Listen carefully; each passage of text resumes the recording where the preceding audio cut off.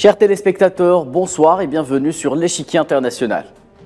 La France compterait, selon un rapport de la banque suisse UBS, près de 3 millions de millionnaires. Le pays arrive au 3e rang du classement des pays comptant le plus de crésus au monde. Jusque-là, tout semble normal, voire appréciable, acceptable, si ce n'est que la France fait face à des réformes sociales touchant les classes les moins aisées de la société, tandis que le nombre de personnes ayant atteint un patrimoine équivalent à 1 million d'euros a augmenté de 25 000 millionnaires, alors qu'il a diminué dans le monde entier. Et comme c'est souvent le cas en France, la classe politique s'est emparée du sujet, notamment chez la gauche qui pointe du doigt les cadeaux fiscaux faits par Emmanuel Macron aux plus riches. Est-ce que la politique justement fiscale d'Emmanuel Macron qui favoriserait ceux qui en ont le plus au détriment de ceux qui en ont le moins? Nous en débattrons dans un tout petit instant sur l'échiquier international.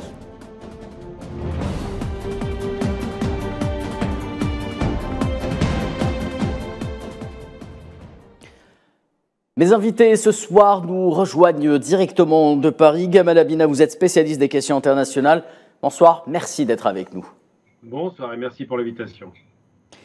Manuel Pouchelet, quant à vous, vous êtes spécialiste des questions internationales, également vous êtes en direct de Paris, tout comme Gamal Abina. Merci d'avoir accepté notre invitation. Bonsoir monsieur et merci de votre invitation. Alors avant de commencer le débat, jetons un coup d'œil sur le contenu de ce rapport de la banque suisse UBS et quelles ont été ces réactions de la classe politique française. Réponse dans ce sujet signé Safouane Ben Sabri. Y aurait-il trop de riches en France? C'est la question qui surgit suite à un rapport de la banque UBS, classant la France parmi les pays comptant le plus de millionnaires. La nouvelle a fait monter au créneau la gauche qui s'insurge contre un creusement des inégalités subies par les classes les plus démunies. Le rapport annuel publié mardi décompte en 2022 plus de 2,8 millions de Français dont le patrimoine dépasse les 1 million de dollars, soit 25 000 de plus que l'année précédente, alors même que la crise du Covid a fait grimper la précarité. Manon Aubry, chef de file de la France insoumise au Parlement européen, s'en est pris à la politique d'Emmanuel Macron. Les millionnaires peuvent dire merci aux cadeaux fiscaux, déclare-t-elle. Avant la polémique, l'ex-président français François Hollande avait décrit Emmanuel Macron comme étant le président des très riches. La France insoumise a pointé du doigt le nombre de SDF en France, 300 000 selon l'INSEE. À cela s'ajoutent 10 millions de pauvres. Emmanuel Macron est adepte de la théorie du ruissellement qui consiste entre autres à mettre en place des conditions plus favorables aux plus riches, telles que la suppression de l'impôt sur la fortune. Une stratégie qui permettrait d'encourager la croissance et la création d'emplois qui en réalité a augmenté les dividendes des ultra-riches. La politique ne passe pas auprès des classes populaires. Les Gilets jaunes avaient accusé le président français de faire des cadeaux aux ultra-riches aux dépens des simples salariés. Allez, place au débat, sans plus attendre. Gamal Abina, 3 millions, 2,8 millions plus précisément et plus exactement de millionnaires en France. Qu'est-ce que cela vous inspire-t-il? Simplement une certaine forme d'injustice sociale, c'est évident, une certaine indignité, on peut le dire, parce que la France est classée comme un pays qui était quand même sur le volet social, un pays avec beaucoup d'avancées. Le recul est observé, mais ce qui est très indigne de la part de ces milliardaires, parce qu'on ne parle pas seulement de millionnaires, c'est qu'ils se sont enrichis de façon extraordinaire. Aujourd'hui, on sait que la plus grande fortune au monde, c'est LVMH, donc c'est pas rien. Eh bien, ils se sont enrichis au moment de la crise du Covid. Donc, ils ont ramassé à plein régime de l'argent parce qu'on a dématérialisé les échanges, parce qu'ils ont profité effectivement de leur position dominante, à savoir la distribution. La grande distribution a bien gagné. Évidemment, le luxe, tout le monde s'est rué sur le luxe. Tout un tas d'éléments comme ça qui font l'économie française en substance. Et ces gens-là sont devenus très très riches. Il n'y a pas de plafond, malheureusement, il n'y a pas de réglementation pour limiter la richesse. Donc la France s'enorgueillit d'avoir des millionnaires, 2 800 000, sur un terrain de paupérisation grandissante, 10 millions de pauvres en France, dont on dit qu'ils sont quasiment sous le seuil de pauvreté, avec des assistances à minima, à savoir le RSA ou le RMI, enfin l'ex-RMI, qui sont destinés à empêcher qu'il y ait une explosion sociale, mais c'est juste des pis-aller. En vérité, les milliardaires sont servis dans un pays dont l'industrie est en recul, dont la richesse est en recul. Il y a un PIB de 2 milliards 800 millions de dollars. Donc la France n'est pas un pays très riche aujourd'hui, il stagne, mais il n'en demeure pas moins qu'en plein milieu de cette richesse abondante, eh bien, il y a des hommes de plus en plus riches et des gens de plus en plus pauvres. C'est un corollaire. Là où vous avez de la richesse, il faut nécessairement, puisque la quantité d'argent est finie, que des gens qui gagnent beaucoup prennent sur ceux qui gagnent moins. C'est le principe de la France aujourd'hui. Et malheureusement, comme le capitalisme français a une spécificité très particulière, on peut en parler, eh bien, ça donne effectivement un état caricatural où on a le sentiment qu'il y a une fierté à la richesse en France, alors que l'argent est honteux traditionnellement par rapport aux rites catholiques. Et de l'autre côté, que d'autres pays européens, ceux qui étaient ultralibéraux pour la plupart, se comportent un petit peu mieux par rapport au rapport riche-pauvre. Très bien, merci Gamal Abina pour cette entrée en matière. Manuel Pouchelet, est-ce que vous partagez l'avis, l'analyse de Gamal Abina? Quel est votre sentiment à vous? Moi, je la partage en tout point. De toute façon, vous êtes aujourd'hui confronté à une situation économique qui est très particulière. On assiste à un pays, si vous voulez, qui recule au niveau du classement mondial en termes de richesse et de partage des richesses, ne l'oublions pas. Ensuite, ce chiffre annonce, est aussi communiqué par la Suisse. Donc, c'est quand même un message un petit peu particulier. Et c'est bizarrement, c'est pas communiqué par l'Union européenne, qui est pourtant très chère au cœur de notre président de la République, qui est M. Macron. Donc, si vous voulez, c'est un classement avec lequel il va falloir être un petit peu précautionneux en termes d'interprétation, si vous voulez. Maintenant, observons les choses. La France, certes, se classe troisième, mais en termes de millionnaires par habitant, elle est à la 10e place.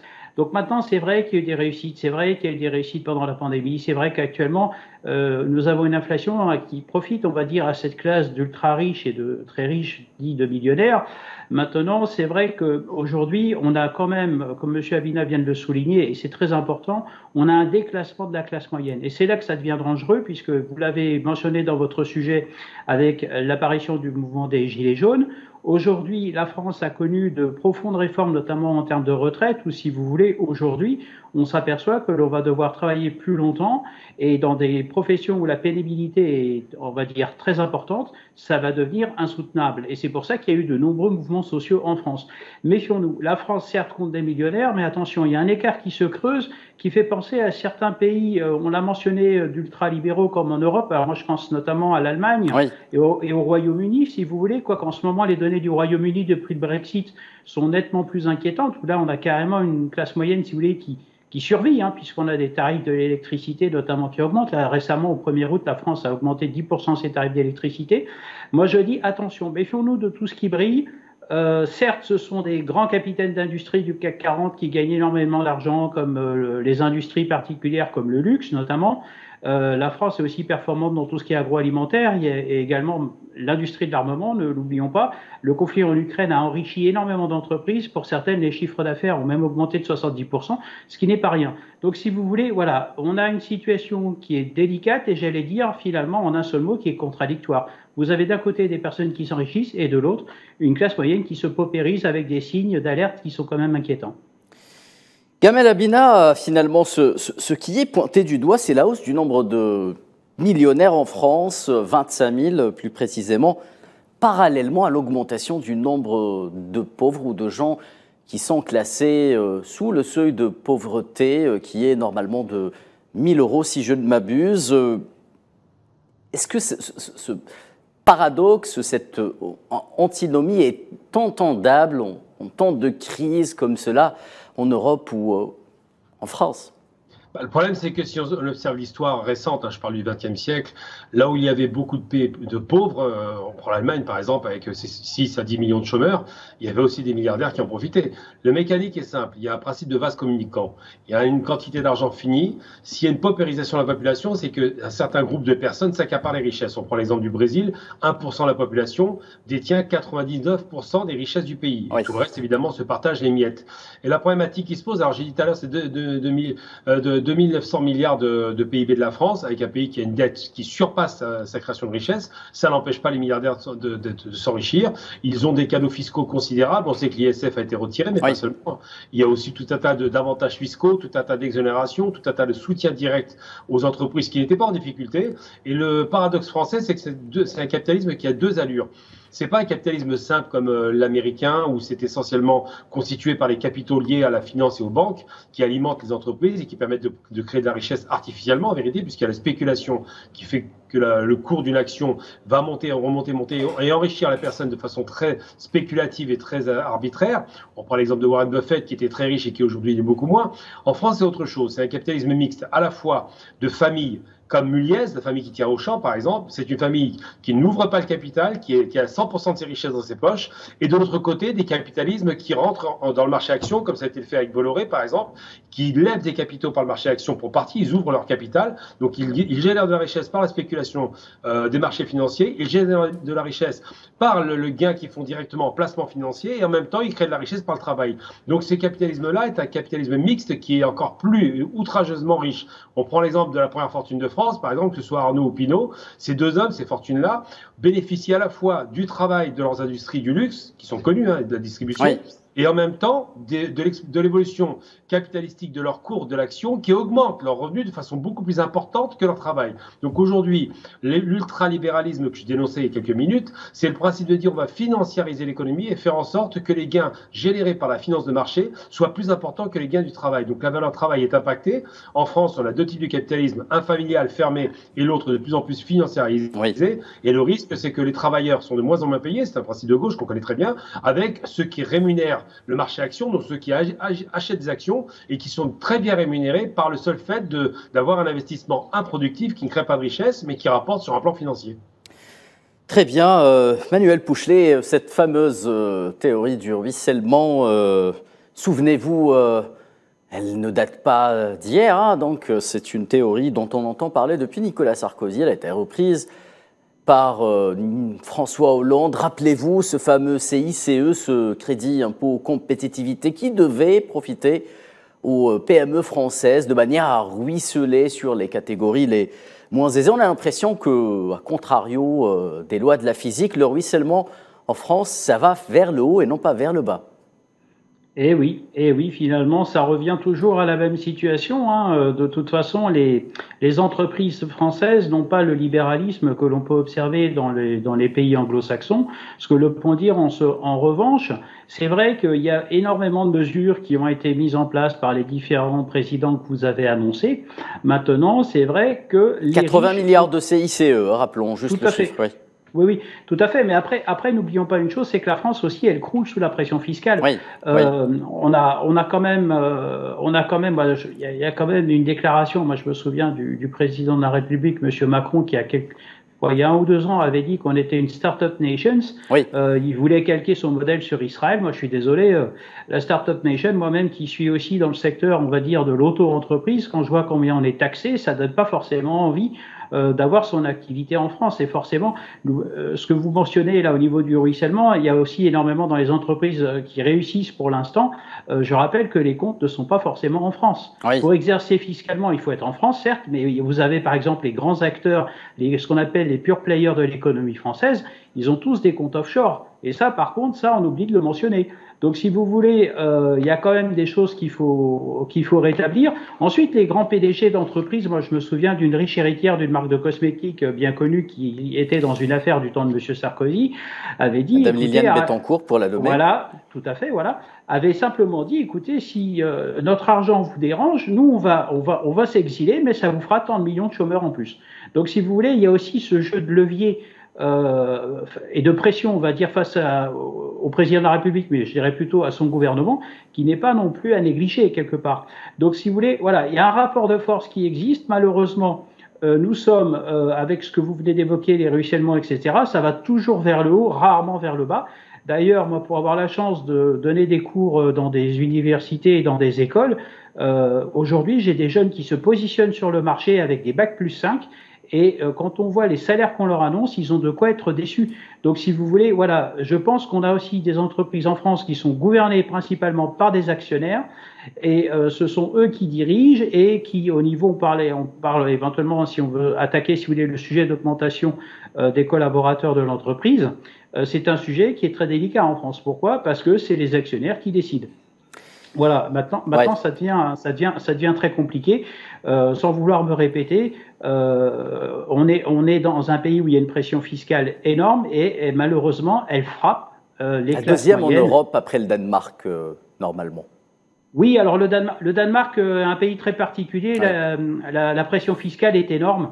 Ensuite, la France, avec son système de fiscalité, etc., est en train, si vous voulez, d'opérer un tournant comme on l'a vu ces derniers temps. Pourquoi? Parce que bon, on a aussi sur le plan international une crise qui est quand même inquiétante en Europe, hein, qui est la crise ukrainienne. Hein, d'ailleurs, nous avons souvent échangé sur ce plateau à ce sujet-là.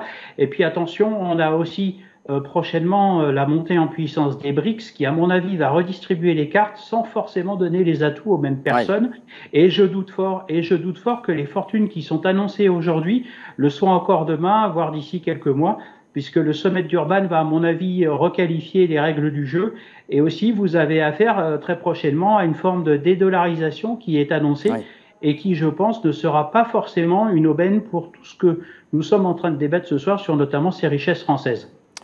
Très bien, Gamel Abina. Alors, est-ce que ce classement, au fond, traduit ou trahit plutôt un problème de répartition des richesses en France, tout simplement? Et est-ce que, d'un point de vue politique, cela pourrait, encore une fois, même si pour l'instant ce n'est pas décisif, cela pourrait se répercuter dans les urnes durant les prochains scrutins électoraux en France? Et est-ce que c'est l'extrême droite, encore une fois, qui va en bénéficier?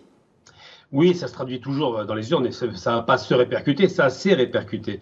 Le phénomène gilet jaune, c'était les classes moyennes qui descendaient de province d'ailleurs, qui venaient sur Paris, parce qu'ils sentaient bien qu'ils allaient être déclassés. Donc déclassés, c'est qu'ils allaient reculer. Alors leur capacité à se maintenir en classe moyenne, donc à vivre normalement, ils sentaient bien que ça allait partir, qu'ils allaient être déclassés, donc ce qui serait en risque.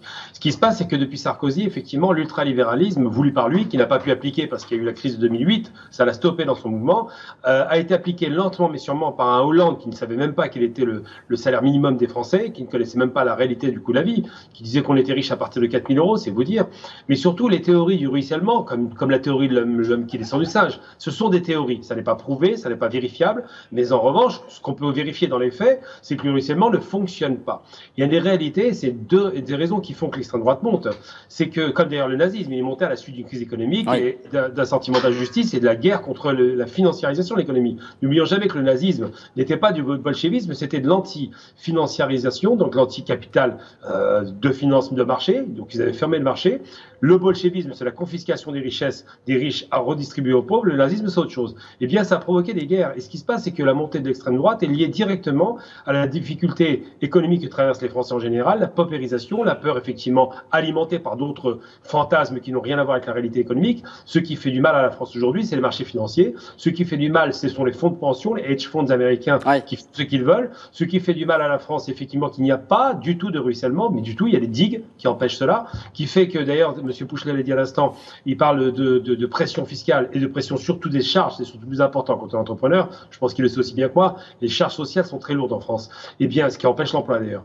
Et bien, ce qui fait le plus mal, c'est que les ultra-riches bénéficient de cadeaux fiscaux, d'optimisation fiscale extrêmement performante, qui les autorisent à la fois à ne pas payer d'impôts légalement, et en plus à pouvoir, par des paradis fiscaux, par des évasions fiscales, il y a je crois 8 à 10 milliards, enfin je crois 80 milliards, je sais pas, non 8 milliards, excusez-moi, dénoncés chaque année en France. Eh bien, ces gens-là, non seulement ne sont pas inquiets par la justice, ne sont pas inquiétés, on se rappelle l'affaire Cahuzac, mais surtout, ils ne sont pas inquiétés et en plus, ils s'enrichissent de façon outrageuse sur un pays qui se paupérise. Donc, il y a un problème, il y a une véritable fracture sociale qui s'est installée en France. Jacques Chirac en parlait à l'époque en parlant des banlieues, mais cette fracture sociale s'est élargie aujourd'hui. Et c'est vrai que quand on a des présidents qui sont amoureux du modèle américain, que ce soit Sarkozy avec son NY quand il allait à New York pour courir à New York, ou que ce soit M. Macron qui parle de Star-Studded Nation, il parle de choses qui sont complètement... C'est des principes abscons qui ne veulent rien dire, mais qui ne profitent absolument pas à la population aujourd'hui. La création de richesse est en recul, l'enrichissement des plus riches, qui sont de plus en plus nombreux malheureusement, est de plus en plus évident. Il y a 22 millions de millionnaires aux États-Unis. C'est pareil pour la Chine, 6 millions de milliardaires en Chine. C'est vraiment une course au profit pour une minorité qui, évidemment, en profite sur la majorité. Et comme je le répète, là où il y a des riches, il faut qu'il y ait des pauvres. C'est le principe. Si vous voulez qu'un homme soit très riche, il faut qu'il fasse travailler beaucoup de gens et qu'il ne les paye pas cher. Et malheureusement, la France a consacré ce système alors que jusqu'à présent, elle avait tendance plutôt à protéger les plus faibles, les foyers les plus en difficulté. Aujourd'hui, c'est plus le cas. Avec ces cadeaux fiscaux permanents qu'on fait aux entreprises les plus riches, avec les pressions fiscales qu'on fait aux entreprises les plus faibles, les moins riches, eh bien effectivement, les pauvres payent pour les riches et les riches sont de plus en plus riches. Et François Hollande qui en pleine présidence d'Emmanuel Macron, on disait du ruissellement, que c'était plutôt du goutte à goutte actuellement, contrairement à ce que l'on pouvait s'attendre. Je vous vois rigoler, ricaner, monsieur Pouchelet. Justement, Emmanuel Macron, dans François Hollande, disait qu'il était aussi le président des très riches. Est-ce qu'il est le président des très riches, selon vous, Manuel Pouchelet?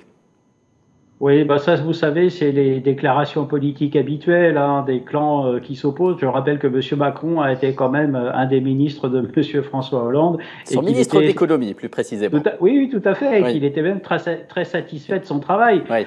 Donc, si vous voulez, ça fait partie du jeu politique des déclarations politiques françaises entre anciens présidents et maintenant nouveaux présidents. Mais bon, je pense que M. Macron, certes, il bénéficie, on va dire, comment dirais-je, d'un climat social qui est tendu. On peut également dire que peut-être Emmanuel Macron a une vision de l'économie qui consiste au fond à faire en sorte que l'économie soit davantage axée, portée par le capital que par le prolétariat. Est-ce qu'on peut s'autoriser un tel raisonnement aujourd'hui en France? Oui, je pense qu'on peut le dire. Maintenant, n'oublions pas le passé de M. Macron, c'est un banquier. Oui. Donc il a aussi une notion de la gestion du portefeuille France qui n'est pas la même que son prédécesseur et que ses prédécesseurs. Donc c'est ça aussi qu'il faut. Et d'ailleurs, je vous ferai remarquer une chose, en Europe, vous avez aussi maintenant pensé à l'Italie, on a quand même eu M. Mario Draghi, qui est aussi un passé de banquier. Donc on a président de la BCE, entre autres.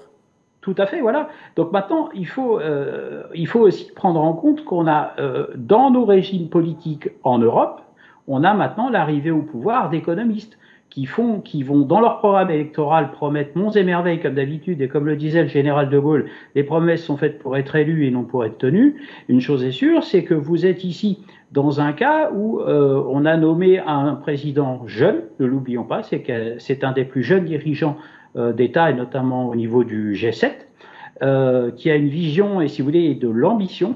Maintenant, je pense qu'il a besoin d'être entouré, notamment il a la chance d'avoir M. Bruno Le Maire, qui est notre ministre de l'économie, qui fait quand même un peu parade à certaines, on va dire, initiatives, mais ne l'oublions pas, parler d'une France qui va bien, c'est faux. On a une France qui se délite, on a une France qui recule au niveau du rang mondial, mais ça, comme par hasard, les banques suisses ne l'ont pas pris en compte.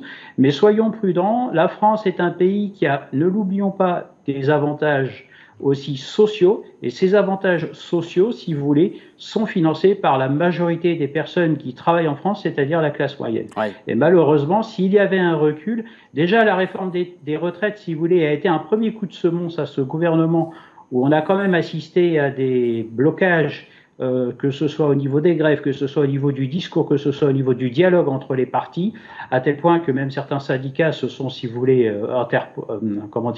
se sont confrontés lors de nombreux débats.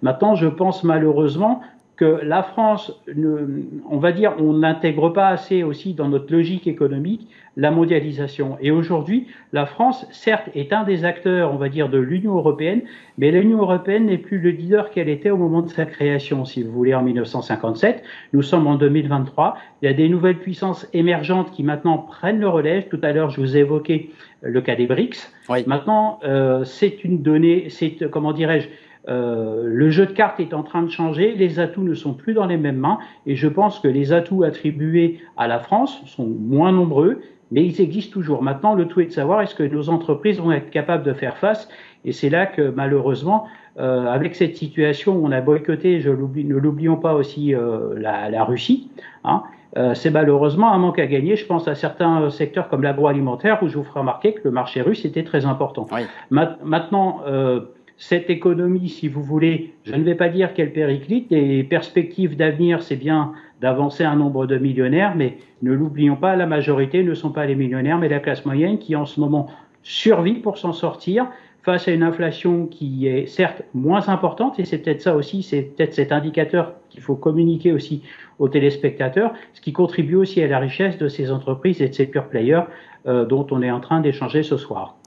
Et ce sera donc le mot de la fin de ce débat. Merci Manuel Pouchelet, vous étiez en direct avec nous depuis Paris. Vous êtes spécialiste des questions internationales, tout comme Gamal Abina, qui est également éditorialiste. Vous étiez également en direct avec nous depuis Paris. Nous évoquions justement ce chiffre annoncé par le rapport UBS, 3 millions environ de millionnaires en France, en hausse de 25 000 25 000 millionnaires justement par rapport à 2022. C'est le seul pays, et je terminerai par ça, au monde qui a vu le nombre de millionnaires croître en pleine période post-Covid, c'est-à-dire en 2022. Mesdames et messieurs, merci de nous avoir accordé votre attention. Excellente soirée sur L24 News. À demain.